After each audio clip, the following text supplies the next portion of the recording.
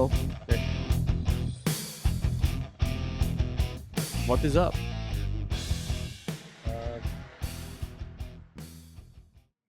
Not much. You?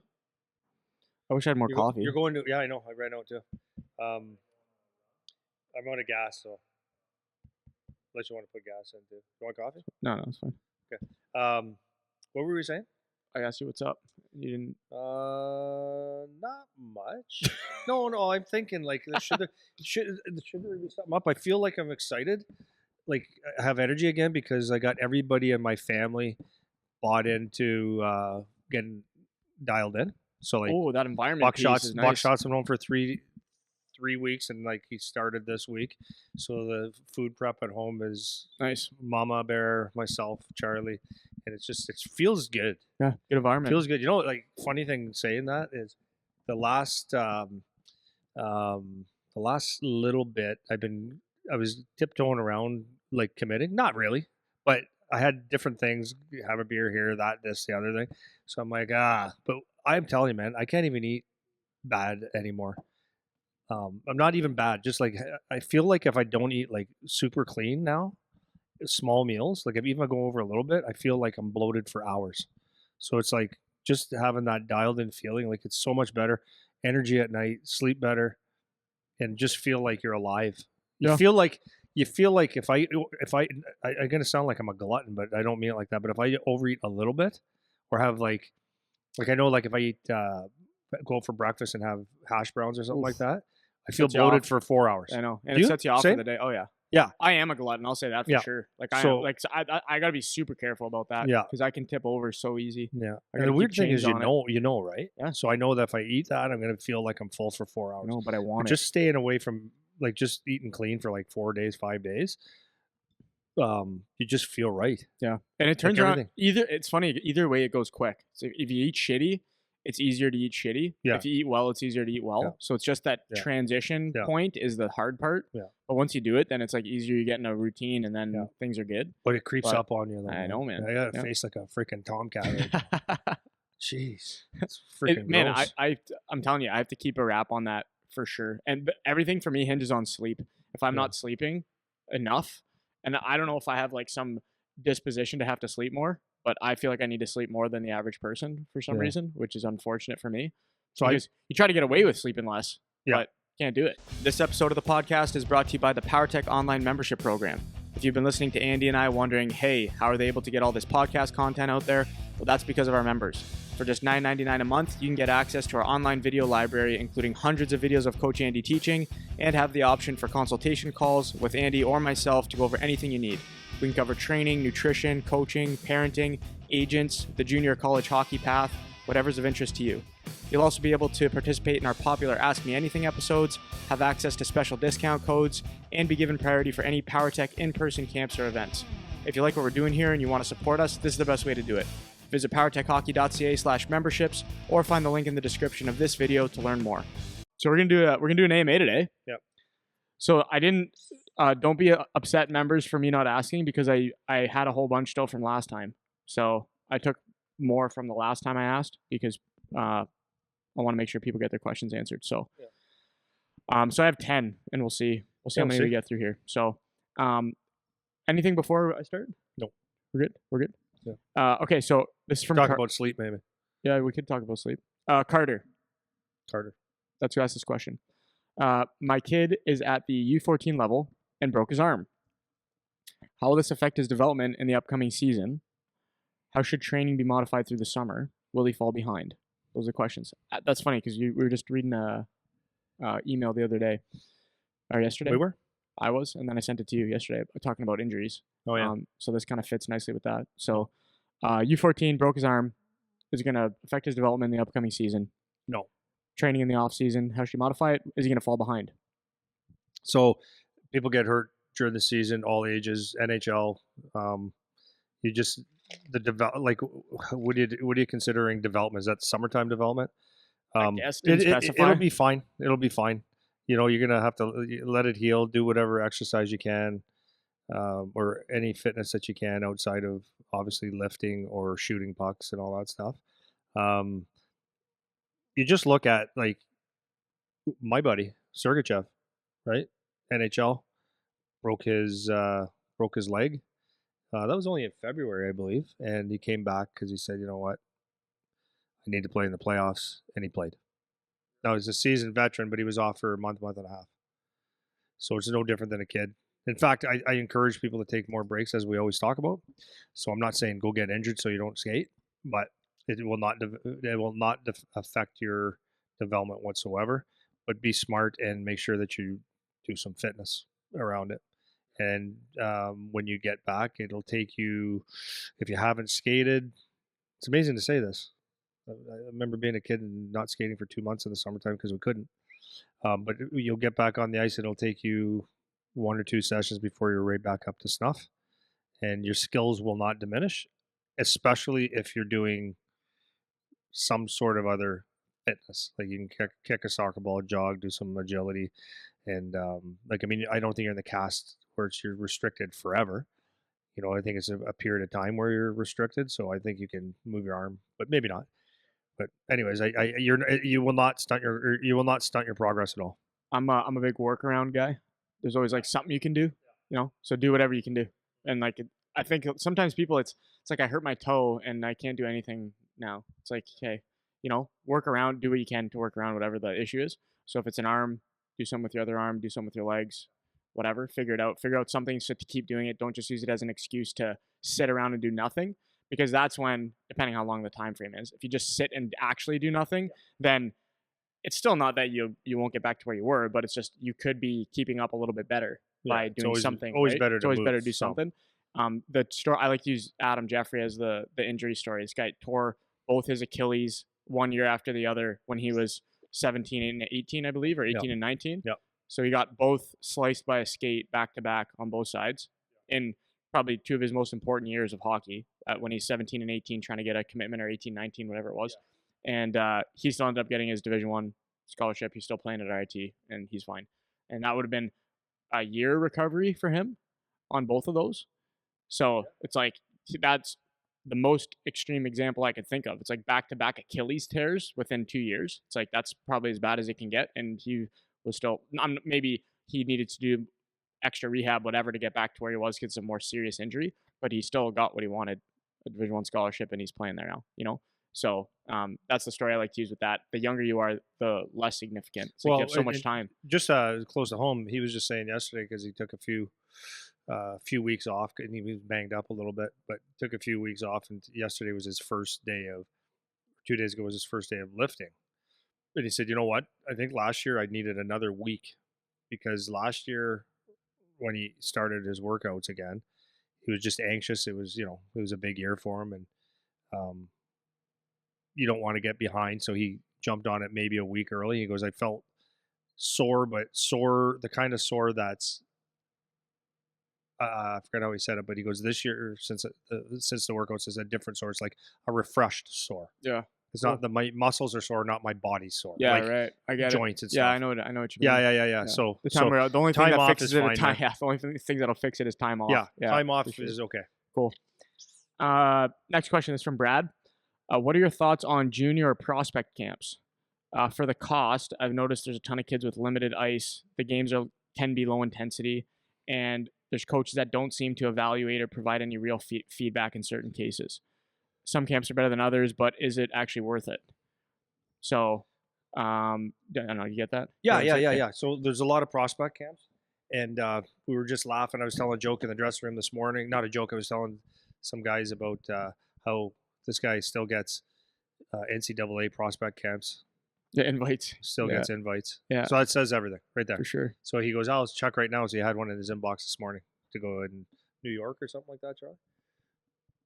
Boston. There's always something every day. Anyways, my point to that is that they okay, now let me say this. I got friends that are in business. We have a business. I have a business where we do pre-junior skates, right? I'm just being full disclosure, and all that stuff is to make money. That's all it is. So when you get an invite to all these prospect camps, it's like fundraisers for teams. However, there are some, very few, probably not. I'm just giving a little bit of credit here, where maybe a U.S. team or a team from out west will hold a camp in Ontario. No, I still disagree. Where they look for prospects at a camp, but you would know who the names are. Anyways, prospect camps are prospect camps. So he said they're expensive and all that stuff because that's what it is. It's about making money. It's a fundraiser. Yeah, Man. I have close friends of mine that run junior teams, and they have prospect camps. And what happens is you get you try to get 60 to 90 kids out, and you run games, and no one's really watching because people already know that you're too young or you're not good enough. When you're a good enough hockey player, you don't have to go to camps. I've said this 1,000 times, right? You don't have to pay for hockey. You don't have to go to camps because you're scouted. Everyone knows who you are. They've seen you play. They've seen you play. So if you're 14, go to a junior prospect camp. It's not a thing. If you go to a college prospect thing, it's not a thing. Oh yeah, but there's all these scouts here. No, they're not there to prospect. I mean, first of all, it's illegal. If you're like at certain ages, it's illegal because it's the NCAA rules. The development from 14 to 18 changes so much, so it's nothing, but it's about making money. So everything is disguised into being like, oh, this is a high end thing. This is a elite AAA invite only. Yeah, invite. They got 5 million emails. It is what it is, and when people ask me about it, like I don't sugarcoat it. I do say you're going to do what you want anyways because you think you're going to be missing out or whatever, but it's actually nothing important about these things at all. If you expect coaching, if you expect good quality stuff, then you just don't understand what it is. That's all. Yep. You know what I mean? Yeah, I do. I've had this conversation like 10 times in the last 2 months with kids that are asking about camps. And so they'll come up to me, coach, should I go to camp X? And then my first question is always, can you afford to go? That's number one. Like, is the money a problem? If it's not a problem and you want to go, like, that's fine. But if it's a problem, then you don't need to go. Because the reality is, if they wanted you to be on the team, they would make sure you're there. They would make sure you're there and that it would be paid for or whatever because they actually want to see you in particular, right? Yeah. Take it to the highest level, okay? Take it to the highest level. Canadian Olympic team, okay? That's because it just funnels its way down. Canadian Olympic team.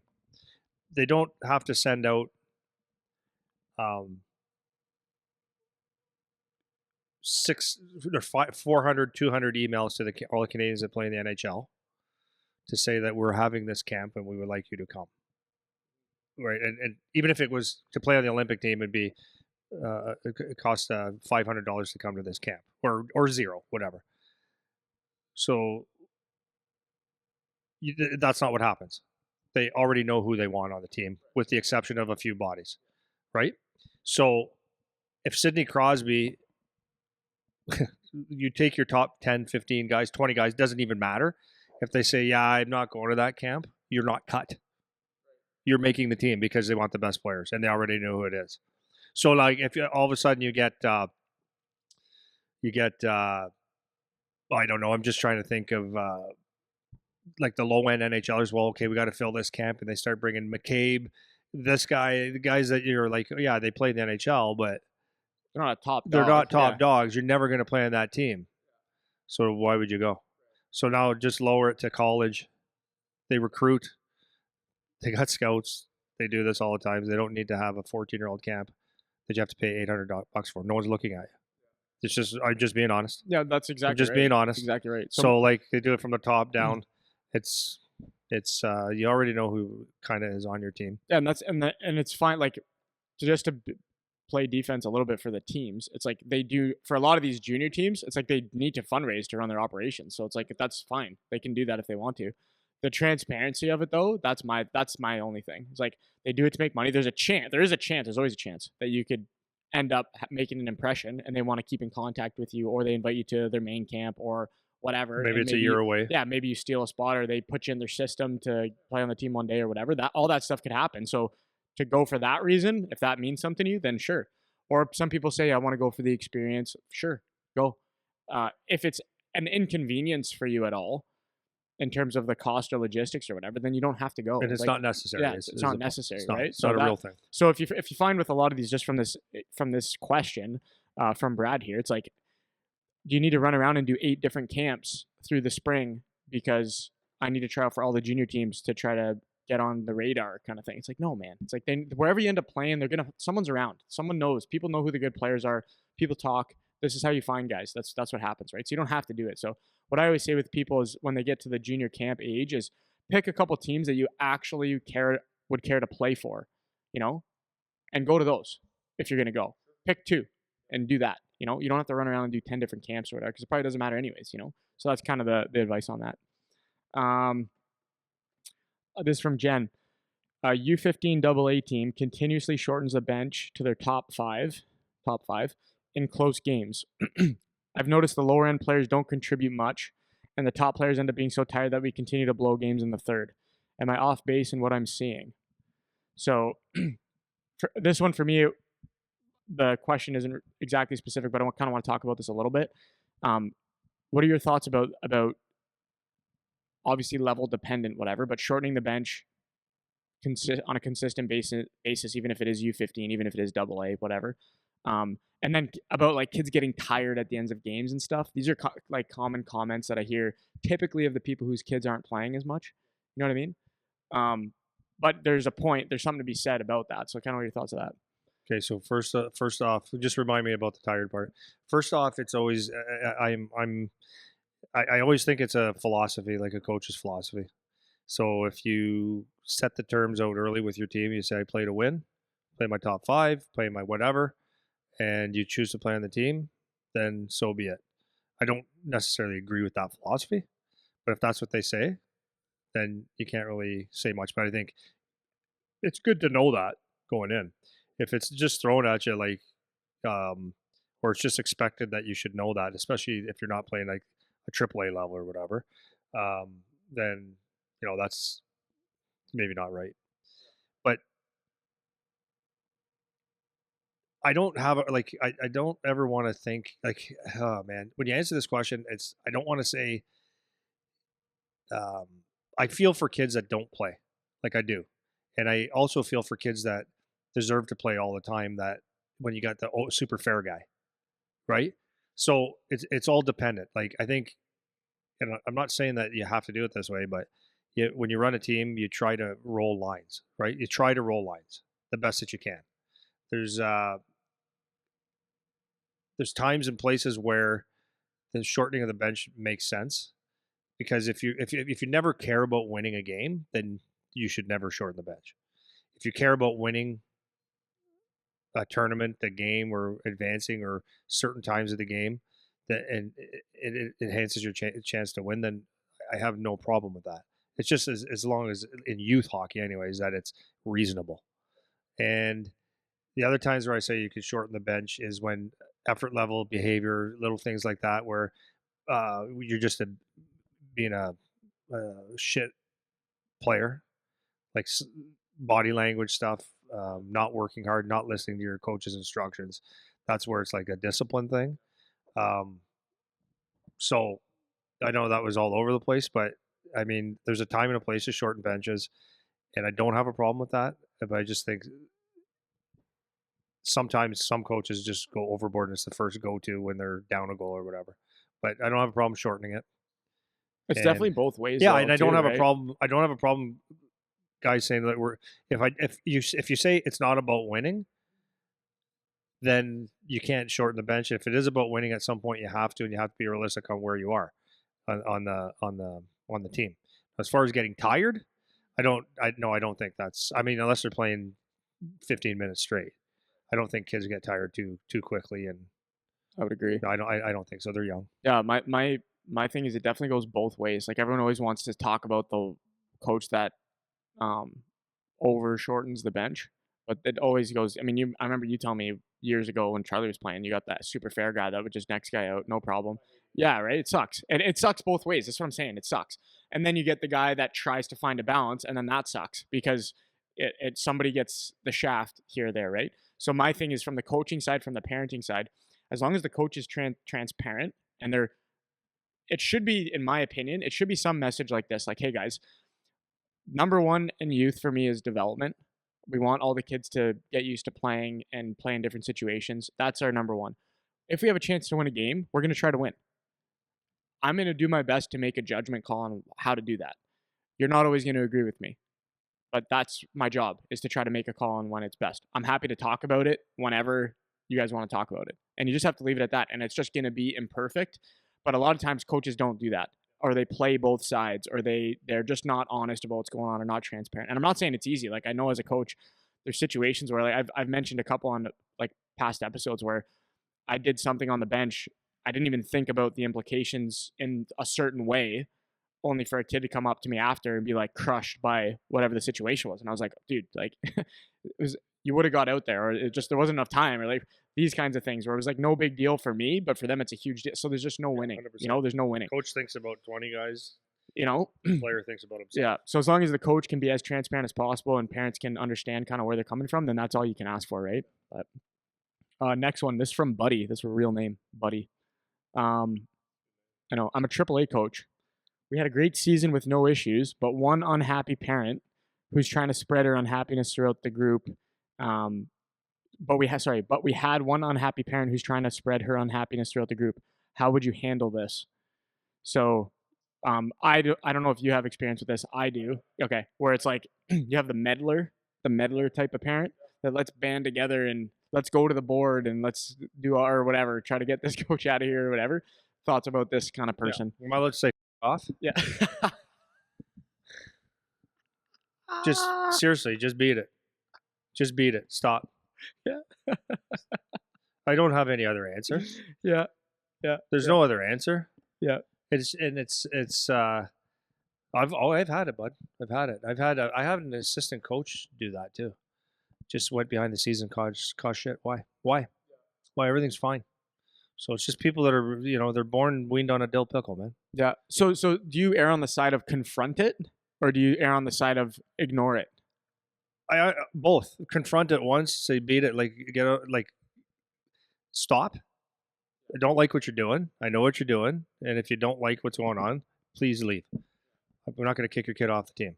And then my next thing would be, the next phase of this will be the consequences. Unfortunately, will come down to your kid, because there's no other way to control this. But like you just know you can't stop these loudmouth, you can't, idiots that need to cause trouble and always find something to complain about.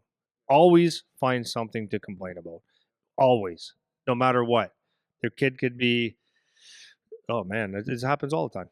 Dude, it's but there's only, and you know what? To be fair, when you talk about the bad parents in hockey, it's not the bad parents, all of them. Right. It's of course every team. It's a couple. Yeah. And those couple infiltrate the couple people, and they know how to get in there and say the right thing. How, it could be a perfect year going, and I could just go up to you and say, like, what? Why is Eric's shifts a little short these days? Like, you notice that? No. And then they dig and they find something to create doubt. You could say all kinds of stuff that goes from behavior in the room. You can come back and I heard he was like weird stuff, and it's like, come on, man. Yeah. You know what's crazy is, like, even for me over the last little bit, it's funny how, like, so let's say I'm in charge of this team and I'm trying to recruit for the team, or I'm the coach of the team or whatever. There's so many conversations that I've had over the last couple months where it's like, hey, I heard this, or I heard that, or like, or whatever, or this parent told me that they have a problem with this. And I'm like, why aren't they talking to me? Because they're not adults. But this is my beef with this whole kind of thing. It's like, I've had this issue where it's like, for as an example, with the one team that we're putting together right now, I'm like we haven't even done anything yet. Like we haven't even said what our roster is yet. We haven't even finalized any details. We've finalized some details, but there's still things that are in the works. And it's like, I'm already getting this kind of shit. And I'm just like, why is nobody talking to me about this? Like, why is not what people do? You know what I mean? And it's like, if they would just come talk to me, like, I'll tell them exactly what's going on. Yeah. Like, no problem. So, you know what I mean? What you have to learn as a coach, like, so this is a coach, but as a player too, is you got to be like a duck. Just runs off your back. Yeah. Nothing. Yeah. Nothing Seriously. can bother you. You got to have skin like a rhinoceros. People are going to yap. People are going to say bad things, whether it's true or not. I've had things said about me, business, hockey. I was a little kid. People used to say things about me like I'm a little kid because I was good. He's had a pile of shit. When he came to play AAA, did you know what happened? So a guy showed me the text. Actually, one of the kids that worked with us this morning, his dad showed me, just look at this, Andy. But and he wasn't being a goof. I read this. It was a text about this long saying how I've brought my kid over to this organization, which I didn't bring him over. I paid $9,000 so I could coach. And I said, wow, I didn't coach. He goes, are you coaching? I go, I have no desire to coach. So it was this long thing spread around. Like, why am I important to your life? Why is he important to anybody else's life? They get involved. It's like, just leave me alone. So goes back. My wife thinks I'm an idiot sometimes, but I have the ability to talk to people. I have the ability to be nice to people. I have the ability to have a decent conversation with people, but I really don't want to talk to you because this is what I deal with. You deal with people that it's, I just rather not talk. Yeah. Just leave me alone. Group. You keep just the leave me group alone. tight. I want that T-shirt. Leave me alone. Yeah. Don't talk to me. That's funny. So to sum up, anyways, you're confronted to a degree, one or two, and then there's consequence. See you later, Yeah, man. Yeah. And it could be the best player. I don't care. Yeah. I do not care. Leave. Go. Yeah, you're better off long term, man, for Go. sure. Go. Okay. Next one's from Brian. Another B name. Buddy and Brian. Yeah. Okay, I guess this is kind of tails into what you were just saying. One of my assistant coaches, who's a really sharp hockey mind, has shown he'll cause some problems on the bench if we don't follow what he says. What are your thoughts on coach-to-coach conflicts and how to handle this when you know you're locked in for a season? Okay, so that's a good question. Yeah, it is, but it's exactly what you said. Yes. Have a conversation. Yeah. Been there. I've been there. Right, that's what I'm saying. No, is there any like anything that's specifically different because they're a coach? No. Because so like this guy, like you can't kick him out necessarily, or maybe you can. I don't know, but what is there anything? He probably doesn't want to if he's sharp. Yeah, but is there any difference? Is there any difference just because they're a coach, and then we can move on if there's no one like specific difference? Well, the difference is like you're dealing with you've got a different. He has his hands. You both have your hands on the team, so you both have. It could be a really weird dynamic if it's negative. So I mean, as adults, Eric, listen, man. What's the problem here? Or if it's a system thing or whatever, just say let's address it. Like, do you at least come to me and we'll talk about it? Because it's like if you have a good idea, I want it to be there. You can take the credit for all I care, but just work it out. Just work it out. And then if it's not that, if the guy's just an asshole, and if he's an asshole, then it's like, you know what, maybe you should leave. Yeah, it's funny because I should leave. Yeah, we've been talking about this a little bit too about. You know, you get tentative or you hear certain things about certain people that might get involved in an organization. And it's like, you know what? You either take the gamble or you don't. But if you do, it's like you bite it for a year and then you have to make a change, right? So for this coach, it's like you got this guy that could be a pain in the ass. You've finished out the rest of your season or whatever it is, and then you reevaluate. It's like, do I need this guy here? You know what I mean? And it could be a philosophical difference, right? Maybe the guy is a really sharp mind in hockey and whatever that means. Sharp mind in hockey, and his philosophy is different than yours. So this guy's looking at the game as like, no, we have to do this. We have to do this. And you're sitting there going, no, but that's not what I want because you haven't expressed it. So having a conversation is good. Get on the same page. And then, like they say, if you're a dancer, dance. If you're a singer, sing, and let each other have a job and do your job. Yeah, for sure. Next one. This is a good one. This is actually my favorite one. Oh, yeah? This is from Christine, funny enough. Not yours or mine. Isn't that funny? So random Christine. Yeah.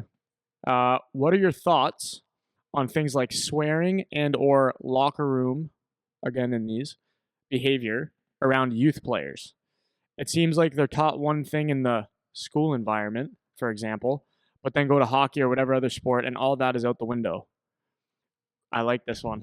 Yeah? I like this one. Do you want me to answer it or you? It's up to you, really. You want to start? Okay, I'll start. So this is we talked about this several times, is that people have different standards for different things in their life. And if a teacher does something negative at school, the parents are going to go in there and flip their lid on the teacher. So if the teacher throws an F-bomb in class, these kids are going to come home. They say, oh my God, if they do that, or if they throw a eraser. Yeah. Do you have erasers anymore in school? Not really. Well, they use whiteboards. Yeah, so whiteboard eraser, throw a marker and throw an F-bomb. Probably other teachers would complain. Someone in that class is going home. Someone's going to the principal. That teacher's gonna have a sit down with either teachers, principal, and it's is it warranted? I guess I don't know because I don't care. Uh, in hockey, if you do that, it's if you went and said complained to the board, they'd say and. Right. Yeah. Or if the kid said, oh, the coach said an F bomb today, they'd say, oh yeah, like whatever. Or maybe you get the odd person. So, in a perfect world, yeah, you shouldn't swear in front of kids, I guess. But I do. I've Okay, but no, should no. Okay, Like go. he's never heard me not speak the way I speak. Right. And when I was a kid, I would. I Okay, remember, so I for remember that too. example, if this is the way I spoke to my kid, so if he was eating chicken wings and he'd have shit all over his face, I wouldn't say, even at 3, right, Charlie? I wouldn't say, oh, hey, Charlie, let's wipe your little cute little face because you got chicken sauce on your face. Like, let's make it nice. I'd look at him. I go, is your face numb? He'd go, what? Right? You got shit on your face. That's what I would say to him. He'd be 3 and he'd go, oh, lick it off. Right? That's how I spoke to him. So when I would, that's my language to him, just like it would be to you. Yeah. And a lot of people at the time would say, well, that's not the way you talk to a kid. And I said, well, that's the way I talk to my kid. Turned out to be a decent kid. And he doesn't do what I do. He doesn't speak. He knows when to turn it on and off. So I don't have a problem with it. I have a problem if a coach comes in there with 6-year-olds and he's F-bomb and everything, can't put a sentence together. But in a perfect world, if you want to make everybody happy, you probably cannot use foul language. Is that the word? Yeah. So anyways, it doesn't bother me. But I would try to be intelligent and use other words. You can use other colorful words, but it's going to happen sometimes. I personally don't have a problem with it. And some people really do. Yep. I So like I don't know. Man, maybe a hot take here. I don't know, but I like having both things being reasonable on either end. So if you have an complete idiot, It's stupid. then we're not talking about that. And if you have the teacher where everything's rainbow and sunshine, I'm not talking about that either. So you can get the extreme teacher person where it's like you can never do one thing out of line or you're calling the police or something. And then on the other side, you have the idiot coach that at that end of the extreme speaks inappropriately or whatever for the age. So neither of those, I'm excluding those. So if we're in the land of the reasonable, which is where I like to speak on, then I like having a different environment because the kids have to learn how to behave in different environments. So I think it's good. Like you kind of were saying, in a perfect world, I don't even know if you believe this, but in a perfect world, it's like you don't. But it's like I feel like in a perfect world, you kind of do. Like I'll tell everybody right now, in case they didn't know, if your kid is in grade 6, they swear. So when they're not with adults, they swear to each other. So is it good to like pretend that we don't do that? Or is it like when you're at work with your work colleagues, you guys swear or you talk about whatever, however you talk about it. So it's just more real life to have a mix. So I like the contrast of, okay, you're in the hockey environment, excuse me, where you're in the hockey environment where one set of rules is acceptable. And then you go to another environment and there's a different set of rules that are acceptable. Well, I wouldn't be opposed to a teacher telling my kid to go. Right. But even if they don't, I would never have a problem with that. But even if they don't, even if you go to class and your teacher is super teacher, it's like, it's good that the kid has to figure out how to behave in this environment and in this environment, and they can figure out how to switch between the two. So I like that. I don't like that. I don't think there should be just one rule set for every situation. Because in life, you can be a banker during the day. Yeah. Why did I pick that one? I don't know. Seems appropriate not to swear at the bank. Yeah. So you could be a banker during the day. You can have your hockey friends at night or your garage buddies at night where you drink beer with, and there should be a different tone. Yeah. Different language. And I think that's fine. Because you can't actually be a banker and say, certain shit. Yeah, and if you go to the garage with your buddies and you're acting like a banker, you're not going to be with the buddies for very long. Friends. And if you act like you're in the garage at the bank, you're getting fired, right? So it's like it makes sense that you have to learn how to navigate those two things. So instead of it being, like there's a positive and a negative or whatever, it's like it's all good. It's like you have to, again, assuming we're in the land of the reasonable, it's like it's all good that kids can learn how to turn it on and off depending on the environment. So, I mean, I don't know if I've had people Like you do get the odd kid that goes, "Oh, he said shit. Oh yeah, for sure. He said shit." Yeah. Yeah. It's a bad word. I It's know. like, it's not that bad, Yeah. I know. I know. but Um, yeah, I don't know. I'm trying to be honest, and like you said, in a perfect world, that was a bullshit statement that I made. It's not a perfect world. I don't. It doesn't bother me either way. And this is where I think, um, this is where we get maybe a little backlash. But like, you can't be that sensitive in life that if someone says a bad word that you're offended. Like this is I learned this from the words. I learned these words from a friend of mine who was a very successful man. He said, "If what I say offends you, it's your problem, right? You need to figure it out. It's not me, or vice versa, right? So someone's words shouldn't really change your life, I would offend agree. you." Next one, Ari. Ari, good name.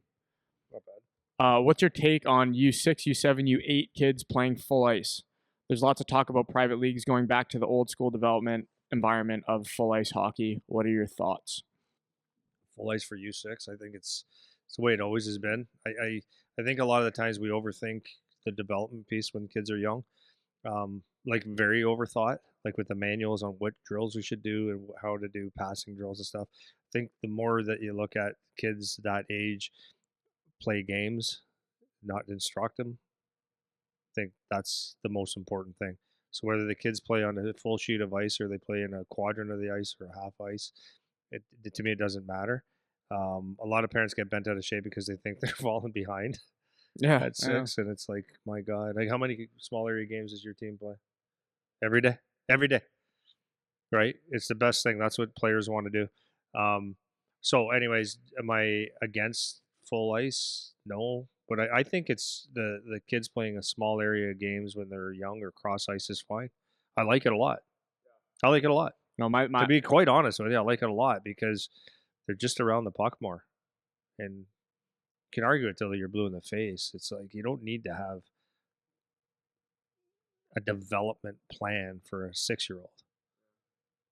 Do you agree or no? no, I do. I think like my thing is Go just play. like throw the rule book out the window. Do a Mhm. mix of shit. Do full ice. Do half ice. Do quarter ice. Do whatever, and let the kids just play games, man. Like that's it.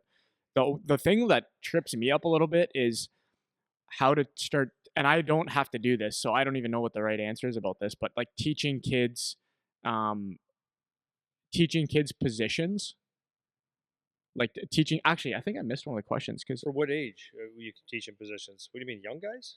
okay, so sorry, let me pause because this was the next question. I actually missed this one by accident, and it was about positions, which I was just going to go into. So we'll answer this question with it. This was from Catherine. She said, "Should kids be specializing positions at U10?" I get that we need some structure on how to play, but how would you go about coaching positions at this age? So this was exactly what I was just about to say, and I realized that I missed that question that I wrote down.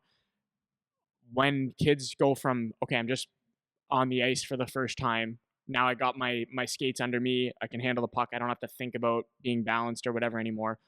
When you start to introduce actual positions and like the rules of the game, like offside or icing or these kinds of things, I've never had to do that. And so I don't know, I don't even know what the strategy is for starting to teach that. But like what a pain in the ass that probably is. Jesus, right? But regardless, we can flip it to this unless you have any thoughts on that point is what do you think about that position type stuff for the younger kids? Ridiculous. Yep. Ridiculous. I don't think. I don't think. Sorry, I should get closer to this. I don't think. We talked about this before. I don't think there's a such thing as I'm a centerman at 10 or 11 or 12 or maybe it's even 15. I don't know. So what do you don't have to pin yourself to this obviously because we don't have to do this, but if you're when you're whatever 7, 8, 9 and you're starting to learn the rules of full ice hockey, then you need some this guy needs to kind of be here, this guy needs to kind of be here, and we're trying to get away from everybody just chases the puck. Yeah, but that's an age thing. Right. It's an age thing, man. Like if you take 10 kids, throw them on the ice, give them 2 different jerseys, right? You got 2 teams, and you say go play. By default, you're going to have an aggressive kid that wants to carry the puck. You're going to have a guy that chases a puck, and by default, there's kids that are they're wired to like defend. They just are. They hang back. It's yeah, like they're almost like I'm a defenseman, right? And that's like not when they're 2. You can't tell when they're 2, 3, Yeah. 4 years old. But like once they start to play a little bit, you see some guys kind of hang back because they think, oh, I don't want to get scored on. That's the mentality. You get some kids that like all I want is the puck and whatever. So like the positions somewhat sort themselves out, and then like how to teach like a 7-year-old how to play, I don't know. Yeah, I don't know I either. don't know. I don't know. Or a 6-year-old how to play position. I don't know. I don't know when. I actually don't even know when they can figure it out. Because if I had to teach a team offside, I don't think I'd have the patience. Or like And there's lining up at the face off. yeah, Like God these bless kinds of things. people. Yeah. God bless people that can do that. Like it's important. I wouldn't know what to do. Yeah. I'd Seriously. snap. Yeah. So Interesting. It is can't go interesting. over the blue line before the puck, you idiot. Well, so I went and watched You're like 4. I remember 2 years ago, a couple years ago, whatever. I went and watched my one of my cousins, my godson, play, and he was whatever 8 or 9 house league. I think he was 8, and it was house league, so they barely at 6. If you have a kid that is a better player and they get it, it was a lower level, right? So, anyways, they still didn't really have the rules down. So it's like you go to do it's icing, and you go to do a face off, and like kids are still at the They other don't know. end because they're like, Yeah. well, the puck was down here, like what, and you have to like corral them, and like the refs are like trying to help corral them down. And I'm watching, I'm like, holy crap, I literally never thought about this. Like, learn the rules, man. Offside, lining up on the face off. You can't have 5 guys inside the circle. It's like what a process that is. You know what I mean? So it's crazy. Yeah, there's special people that do that. Yeah, honestly. And that's like so like everybody's got their lane and right that you're good at. Like for me, the less engaged a player is, the less I can teach. Like I don't have it. Right? So you've seen this in many instances where it's like, oh, these people want to skate or whatever, and it's like I'm just saying I'm good at what I do, but I'm not good at what I do for them. It doesn't work. So vice versa. So the people that can handle those young kids and teach them the rules of the game and have the patience to make it like a really fun spot, like God bless them, man. God bless them. Tanya asked, how can we keep our kids motivated in the face of a power tripping coach that leaves kids feeling defeated after practices or games? For me, I love that question more than them all. Great. Not because I think it's a great question, because I like answering that, because that's what sums up this whole podcast. I think it's like coaches, parents, players, conflict, you're not becoming a hockey player, becoming a human, and it's just a microcosm of life right there. You're gonna have to be motivated, or you have to get through things despite the people or in spite the people that you're dealing with. So you're gonna go through life with someone that pumps your tires every day and tells you how great you are. Well, that feels good. That's nice. And you're gonna have people in your life that you're gonna bump into, and you just don't ever want to see them again, but you have to deal with it.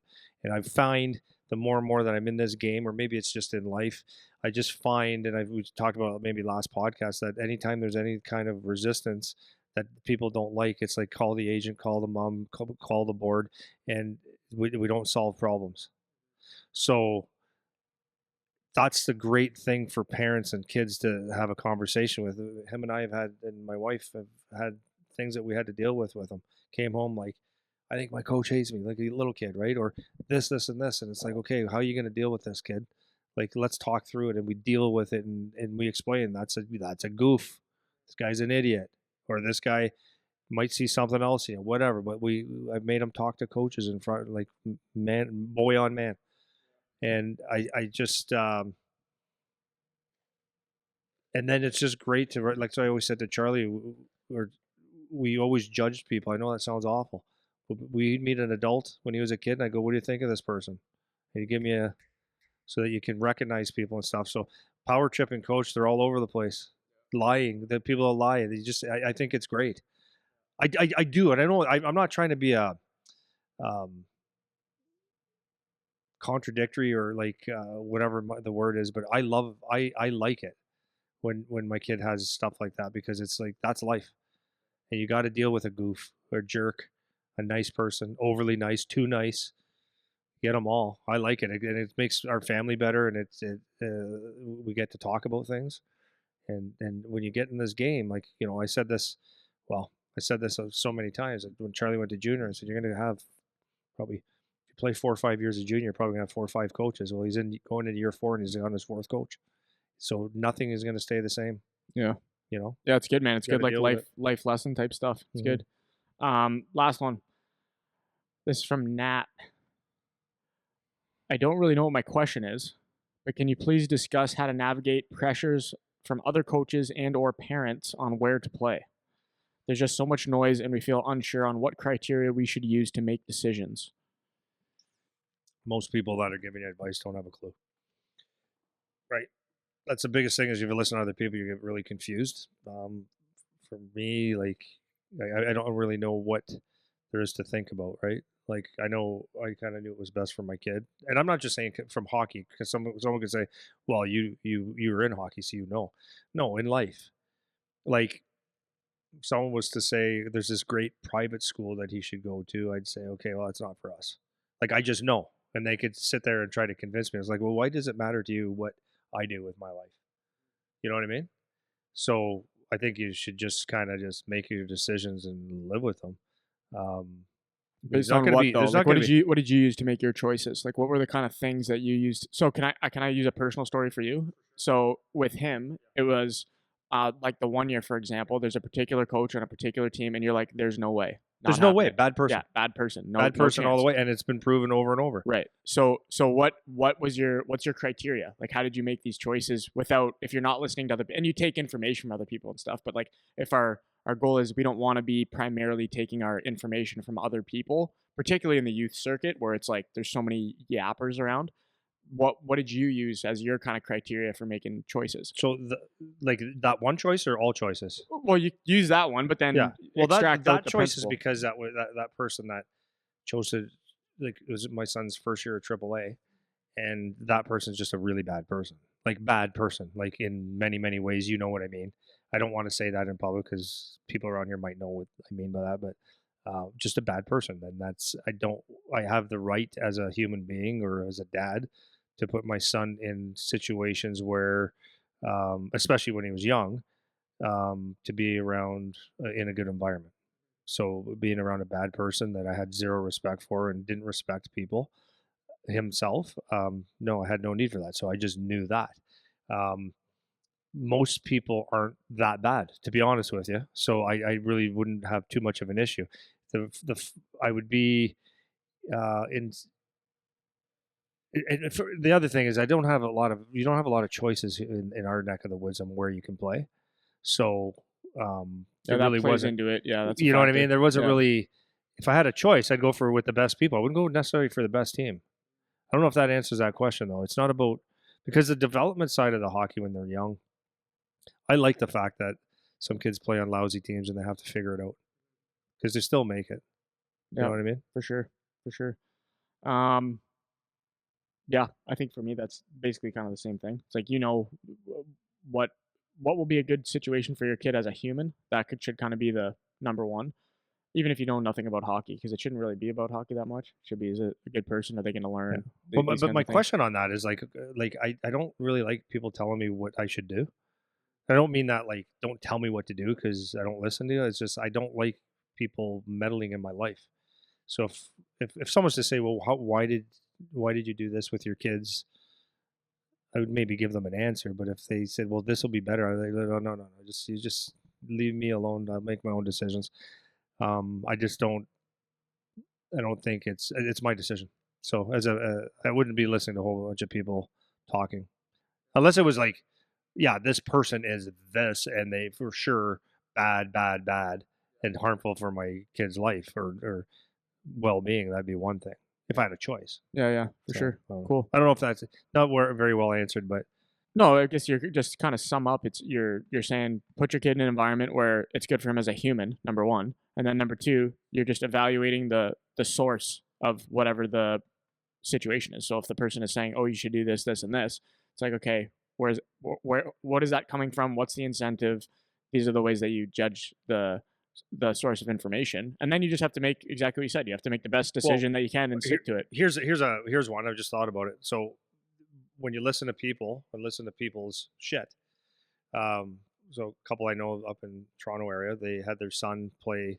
So they had a AAA team in town, but they went because the team 45 minutes away, an hour away, like in the Toronto area, it was going to be better. And the coach said, yeah, we want you this, that, the other thing.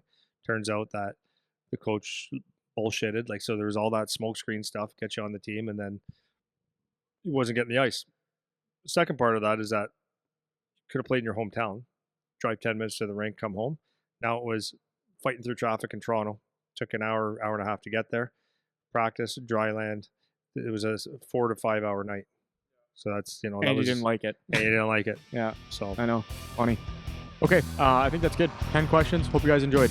Talk to you next week. next week. Yeah, next week. Okay, bye.